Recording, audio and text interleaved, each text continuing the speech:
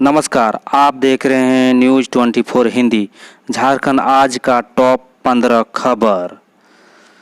छठी JPSC के अंतिम result को निरस्त करने की मांग करने वाली याचिका पर कल झारखंड हाईकोर्ट में सुनवाई हुई।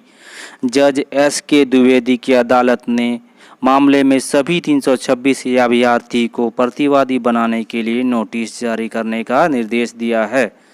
मामले में प्रदीप राम की ओर से चयनित 326 अभ्यर्थियों को प्रतिवादी बनाने का आग्रह अदालत से किया गया था। साथ ही रिजल्ट में गड़बड़ी का आरोप लगाते हुए हाईकोर्ट में याचिका दाखिल की गई थी। इधर झारखंड हाईकोर्ट के जज संजय कुमार द्विवेदी की अदालत में जेपीएससी से जुड़ी 16 अलग अलग याचिकाओं पर सुनवाई हुई। अदालत ने सभी मामले को टैग करते हुए अगली सुनवाई के लिए 21 अक्टूबर की तिथि निर्धारित की है। शिक्षा मंत्री जगन्नाथ महतो ने अधिकारियों से कहा, रोस्टर के आधार पर शिक्षकों को स्कूल बुलाने की बजाय उन्हें गांव भेजकर शिक्षण कार्य सुनिश्चित करें। शिक्षा मंत्री कल प्राथमिक शिक्षा निदेशालय द्वारा आयोजित वेबिनार में बोल रहे थे। उन्होंने कहा कि राज्य को सरकारी स्कूल में लगभग 40 लाख बच्चे हैं और इनमें 11 लाख बच्चे तक ही ऑनलाइन शिक्षण संग्रामी पहुंच पा रही है। इसमें कोरोना काल में बच्चों की शिक्षा पर काफ़ी प्रभाव पड़ रहा है। खूंटी और रामगढ़ डीसी ने दिया निर्देश। खूंटी के डीसी शशि रंजन ने बैठक में प्रधानमंत्री मत्स्य संपदा योजना के अंतर्गत प्रस्तावित योजनाओं की स्वीकृति और अनुमोदन पर चर्चा करते हुए अधिकारियों को कई निर्देश दिए। साथ ही रामगढ़ समाहरणालय सभागार में डीसी श्री संदीप सिंह ने जिले में टीएमएफडी के तहत हो रहे कार्यों की समीक्षा के दौरान अधिकारियों को कार्य में तेजी लाने का निर्देश दिए हैं। मौसम समाचार। साहिबगंज जिले में पिछले 3 दिनों से लगातार हो रही बारिश के बाद गुमानी नदी और उसके आसपास बाढ़ की स्थिति बनी हुई है। बाढ़ के कारण करीब 35,000 की आबादी प्रभावित हुई है। बरहेट, पतना और बड़हरवा प्रखंड में सैकड़ों एकड़ में लगी धान की फसल डूबी हुई है। साथ ही दर्जनों घर क्षतिग्रस्त हो चुके हैं। ग्रामीण विकास मंत्री आलमगीर आलम ने डीसी चितरंजन कुमार को बाढ़ का आकलन करने और राहत कार्य के लिए कहा है। जिला प्रशासन की ओर से बाढ़ से हुई क्षति का आकलन कराया जा रहा है। Corona update. झारखंड राज्य की आज टोटल मिले 1261 केस और ठीक हुए 1270। इसके साथ टोटल हो गए 76,448 केस। अभी सक्रिय है 12,533। इसके साथ टोटल मौत हो गई 661 की। इसके साथ बोकारो में 44, चतरा में 3, देवघर में 75, धनबाद में 88, दुमका में 15, ईस्ट सिंहभूम में 144, गढ़वा में 37, गिरिडीह में 47, गोड्डा में 14, गुमला में 7, हजारीबाग में 58, जामताड़ा में 10, खूंटी में 63, कोडरमा में 18, लातेहार में 11, लोहरदगा में 41, पाकुड़ में 7, पलाऊ में 28, रामगढ़ में 22, रांची में 410, साहिबगंज में 6, सरायकेला में 40, सिमडेगा में 14, पश्चिमी सिंहभूम में 59। इसके साथ मौत हो गई धनबाद में 1, ईस्ट सिंहभूम में 2, गोड्डा में 1, पश्चिमी सिंहभूम में 2 आज की मौत। टोटल हो गए 6 मौतें। गोड्डा में दिव्यांग बच्ची के साथ सामूहिक दुष्कर्म। गोड्डा के सुंदर पहाड़ी में एक आदिवासी दिव्यांग बच्ची के साथ सामूहिक दुष्कर्म मामले में गोड्डा पुलिस एसपी वाई.एस. रमेश ने कड़ा रुख अपनाया है और उन्होंने छापेमारी कर एक आरोपी को गिरफ्तार कर लिया है। पुलिस ने नशे के अवैध कारोबार और साइबर अपराधी किया गिरफ्तार।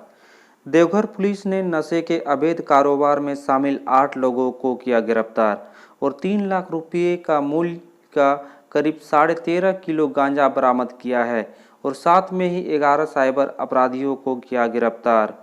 साथ में मिला 16 mobile, 28 SIM card, 2 laptop, 2 ATM card, 1 motorcycle और 57,000 रुपये नकद जब्त किया है।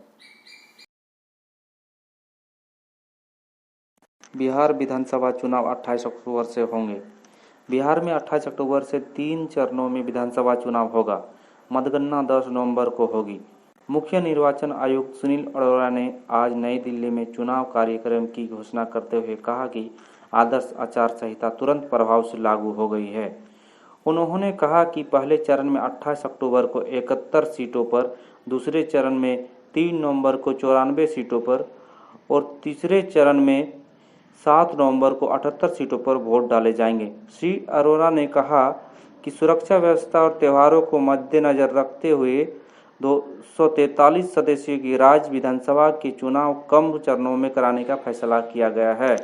उन्होंने कहा कि मतदान की अवधि 1 घंटा बढ़ाकर शाम 6 बजे तक कर दी गई है।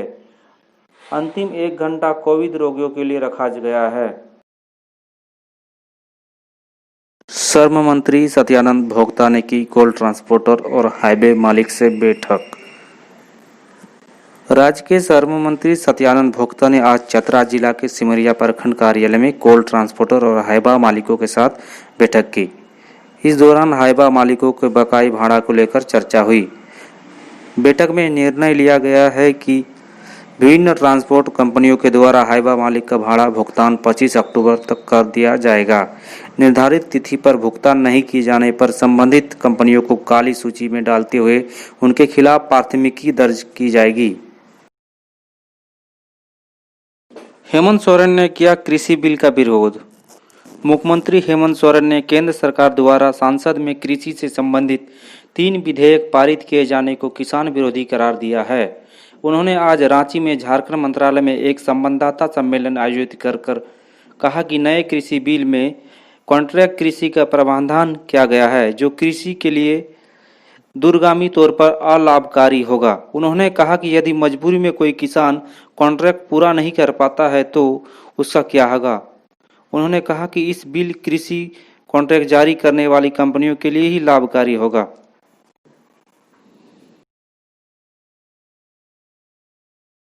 दुर्घटना खबर।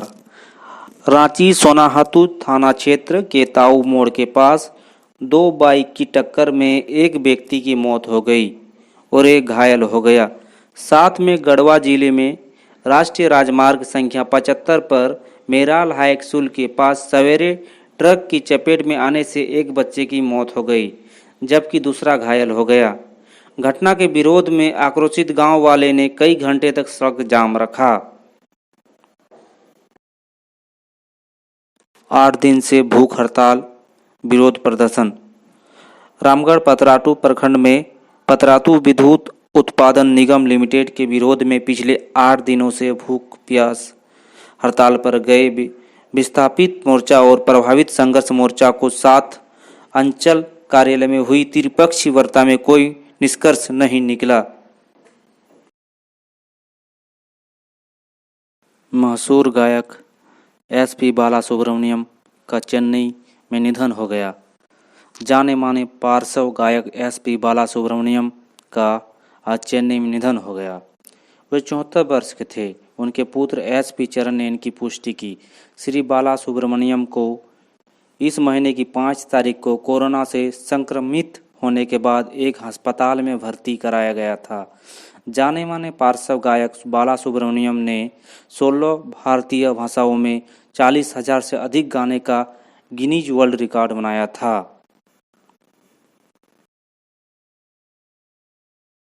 चुनाव आयोग ने दिए संकेत। चुनाव आयोग ने आज देश में 1 लोकसभा और 64 विधानसभा सीटों के लिए प्रस्तावित उपचुनाव की घोषणा नहीं की। मुख्य चुनाव आयुक्त सुनील अरोड़ा ने बिहार विधानसभा चुनाव की तारीखों की घोषणा करते हुए यह संकेत दिया कि 29 सितंबर को झारखंड के दुमका और बेरमो सहित अन्य सीटों के लिए उपचुनाव की तारीखों की घोषणा की जाएगी।